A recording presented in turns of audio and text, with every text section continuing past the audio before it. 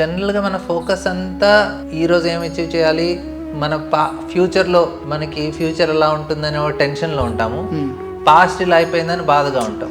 So mind ఎప్పుడు past ఫ్యూచర్లోనే ఉంటుంది. So మంత్ర ఏం చేస్తుందంటే అది ప్రెజెంట్ స్టేట్లోకి తీసుకొస్తుంది. సో ఇలా మంత్ర ఏం చేస్తుందంటే మన ఫస్ట్ మైండ్ని కామ్ చేస్తుంది, మనం ప్రెజెంట్ స్టేట్లోకి తీసుకొస్తుంది.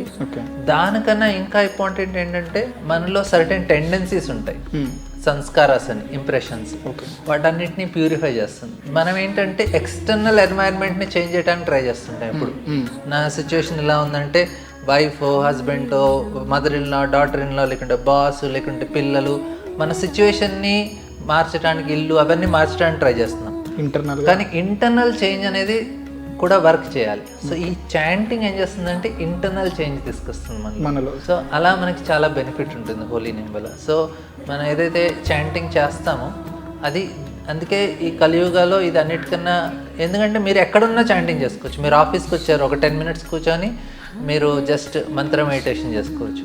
మీరు ఇంటికి వెళ్ళాక సాయంత్రం కూర్చొని ఒక 10 minutes చేయొచ్చు.